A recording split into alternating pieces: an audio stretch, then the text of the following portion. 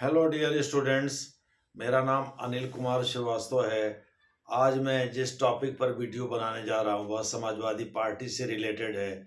खास करके Uttar Pradesh state unit के हेड श्याम लाल पाल के पुत्र से रिलेटेड है, जिन्होंने अलीगढ़ मुस्लिम यूनिवर्सिटी में जाकर हंगामा काटा है और उन्होंने वहाँ योगी और मोदी के बारे में अभद्र भाषा का प्रयोग किया है, जिससे हम वीडियो में बता भी नहीं सकते। माँ और बहन की गाली दिया है।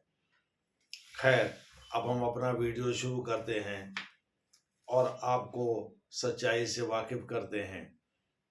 दरअसल लोकसभा चुनाव के पहले नरेश उत्तम पटेल, जो कि समाजवादी पार्टी के स्टेट प्रेसिडेंट थे, वो फतेहपुर से संभवतः लोकसभा का चुनाव लड़े थे। इसकी वजह से समाजवादी पार्टी ने उनकी जगह श्याम लाल पाल को उत्तर प्रदेश का नया प्रेसिडेंट नियुक्त किया था।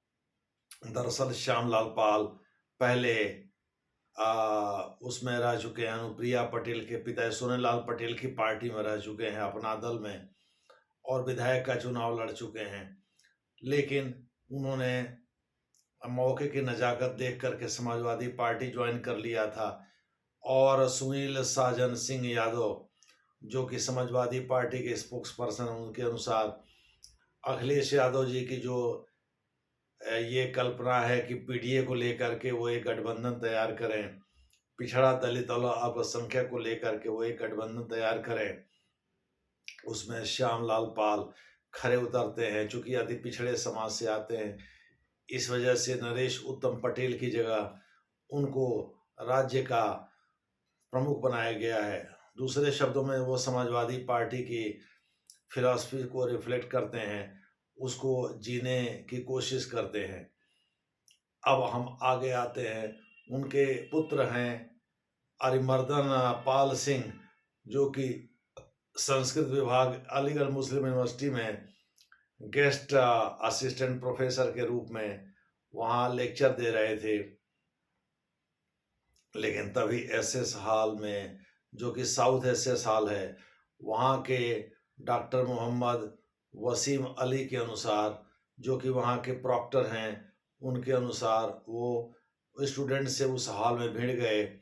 उसके बाद उनको जेएन मेडिकल कॉलेज ले जाया गया, मेडिकल हॉस्पिटल ले जाया गया। वहाँ भी कुछ लोगों से वो भिड़ गए और वहीं उन्होंने योगी और मोदी को भी भद्दी भद्दी गालियाँ दी।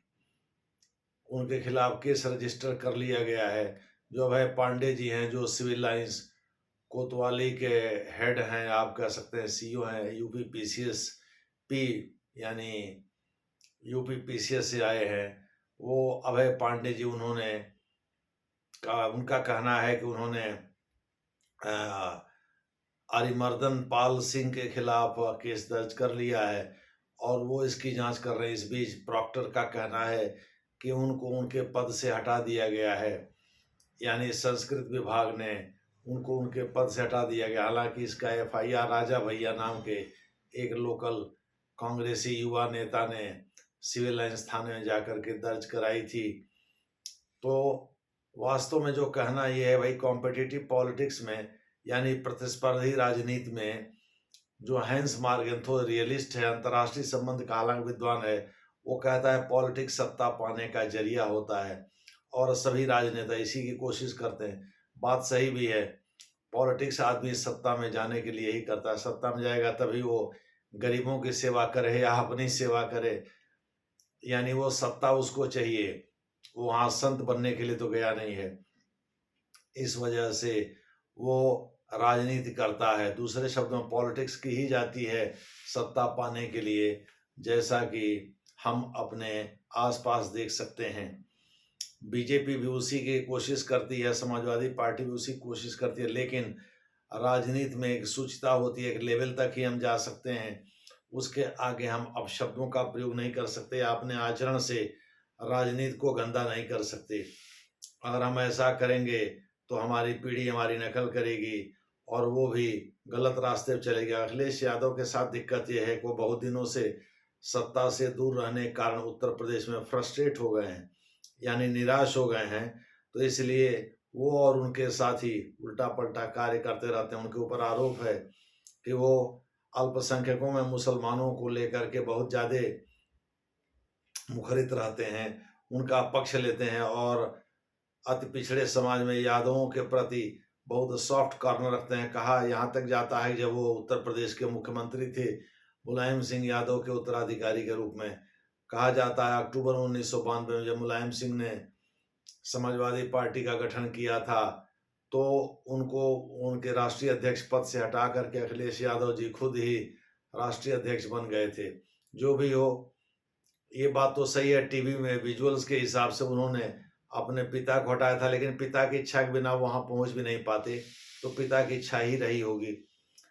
तो अब अखिलेश यादव सत्ता में आने के लिए अपने पिता की बदौलत ही 2012 में वो सत्ता में आए थे, उत्तर प्रदेश के मुख्यमंत्री बने थे। और उस पर तो उत्तर प्रदेश का मुख्यमंत्री देश के मिनी प्रधानमंत्री की तरह से होता है।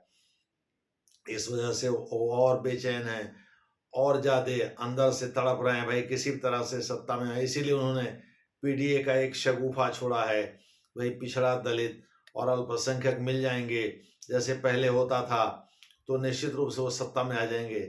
और उनको बीजेपी से चिढ़ इस बात की है कि बीजेपी ने अल्पसंख्यकों को छोड़ करके पिछड़े और दलित पर वोट बैंक पर कब्जा कर लिया है। और मायावती से छिटक करके जो वाल्मीकि समाज के लोग हैं वो बीजेपी की ओर चले गए हैं।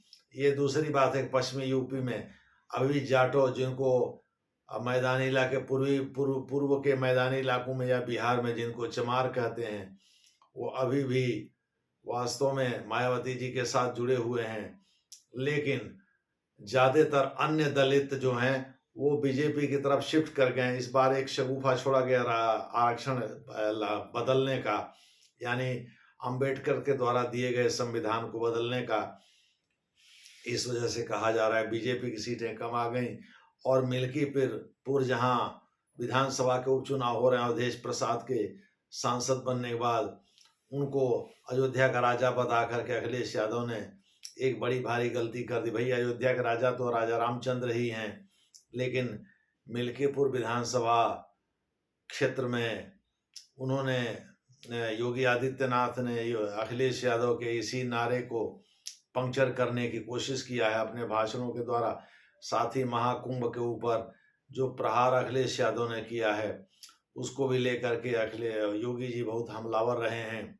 और उन्होंने ये बताया है कि भाई महाकुंभ के समय किस प्रकार से योगी आदित्यनाथ कोशिश कर रहे थे प्रबंधन का, तो अखिलेश यादव उसके छिटपुट घटनाओं को ट्विटर पर डाल करके और योगी सरकार को बदनाम करने की कोशिश कर रहे थे। उसको सनातन के अपमान से जोड़ दिया है।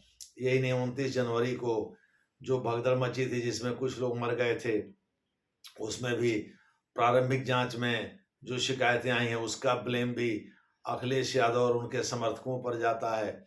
साथ ही मिल्कीपुर विधानसभा का जो उपचुनाव हो रहा है उस क्षेत्र में एक दलित लड़की के साथ संभवतः बलात्कार करके उसको नग्न अवस्था में उसकी आंखें में निकाल ली गई हैं और एक जगह छोड़ दिया गया था। इस जघन्य हत्याकांड के बारे में भी योगी जी कल बोल रहे थे मिल्कीपुर में जनसभा को संबोधित करते हुए कि इसमें भी कोई समाजवादी पार्टी का दरिंदा निकलेगा। तो देखना है, अब आगे इन्वेस्टिगेशन हो रही है। आप सभी लोगों को पता है कि एसटीएफ भी इसकी जांच कर रही है और यूपी एसटीएफ यूपी पुलिस की एक शाखा है और ये इलेक्ट्रॉनिक्स एविडेंसेस पर बहुत ज़्यादा रिलाई करती है। यही कारण है कि 90% केसेज में इसको सफलता भी मिल जाती है। देखना है कि भाई आर्टिफिशियल इंटेलिजेंस का प्रयोग करके माघ मेला में ये उन चेहरों की पहचान कर पाती है कि नहीं जो 29 जनवरी को जो एलिजेडली कथित तौर पर वास्तव में वहाँ हल्ला दंगा करने के नियत से गए थे और हल्ला करके वहाँ के जो श्रद्धालु थे, जो डिवोटीज थे, उनको भड़काए और इसमें भगदड़ मची और उसमें 30 लोगों की जान चली गई। सुना जा रहा है कि 60 और लोग घायल भी हैं। हालांकि अखिलेश यादव इस बात से संतुष्ट नहीं है, इसीलिए परसों जब निर्मला सीतारमन बजट पर भाषण दे रही थी तो उस समय वास्तव में ये अखिलेश यादव जी इस बात को लेकर कुपित थे और वॉकआउट कर गए लोकसभा से। कि भाई कुंभ मेला में मरे हुए लोगों की सही जानकारी उत्तर प्रदेश सरकार नहीं दे रही है, जबकि मरने वालों की संख्या इससे ज़्यादा हो सकती है। भाई ये सब क्यों? ताकि योगी के कुशल प्रबंधन को किसी तरह से पंक्चर किया जा सके और सत्ता में आने की राह आसान की जा सके। कल मिल्कीपुर विधानसभा उपचुनाव के दौरान एक जगह जनता की रैली को संबोधित करते हुए वहाँ के जो समाजवादी पार्टी के सांसद हैं अवधेश प्रसाद जी, वो फूट फूट कर रोने भी लगे। इस ये क्या कहते हैं, दलित समाज की बेटी के साथ जो कुछ भी हुआ वहाँ, उसको लेकर के वो फूट फूट कर रोते देखे गए। जो भी है, योगी मोदी खिलाफ या तो गाली देना हो या अभद्रता दिखानी हो, वो तो पुलिस समझेगी क्या करना है क्या नहीं करना है, आगे एक्शन। लेकिन तत्काल के लिए ये दिक्कत जरूर है कि भाई समाजवादी पार्टी हड़बड़ाहट में या फ्रस्ट्रेशन में, निराशा में और कुछ ऐसे गड़बड़ कर रही है जिसका मैसेज गलत जा रहा है। मेरा सुझाव उनको यही है कि उनको ये सब नहीं करना चाहिए। अरिमर्दन पाल सिंह को भी ये हरकत नहीं करनी चाहिए थी कि वो योगी और मोदी को माँ और बहन की गाली दें और अपशब्दों का प्रयोग करें। वहाँ वह हॉस्पिटल में भी कहा जाता है, वहाँ के कुछ स्टाफ से वो भिड़ गए और ठीक उसी तरह से जैसे ऐसे साउथ हॉल में वो भिड़ गए थे। और जो कांग्रेस के जिस युवा नेता यानी राजा राजा भैया के आवेदन पर एफआईआर दर्ज हुआ उनके खिलाफ, उन्होंने संस्कृत विभाग के प्रोफेसर पर यह आरोप लगाया, हेड एचओडी पर आरोप लगाया कि उन्होंने पैसा लेकर के उनको रोजगार दिया है, अरिमर्दन पाल सिंह को। अब अरिमर्दन पाल सिंह से राजा भैया की क्या दुश्मनी है भाई? वो बीजेपी के नेता भी नहीं है, कांग्रेस के नेता हैं। अब वो क्या सोच करके गए उनके खिलाफ एफआईआर कराने, ये तो वही जानते होंगे। लेकिन ये बात सही है कि अरिमर्दन पाल सिंह श्याम लाल पाल, जो कि एसपी के प्रदेश अध्यक्ष हैं, उनके पुत्र हैं और उन्होंने उसी फ्रस्ट्रेशन को उजागर किया है जिसे समाजवादी पार्टी से में ग्रसित लग रही है। उसको लग रहा है कि भाई वो सत्ता में क्यों नहीं वापसी कर रहे हैं। मुझे लग रहा है इससे गलत मैसेज जा रहा है समाज में, यानी उनके द्वारा जो समाज में बदहजमी पैदा की जाती थी उसको लेकर के और ज्यादा चीजें बलवती हो रही हैं। उनको इससे बचना चाहिए। धन्यवाद।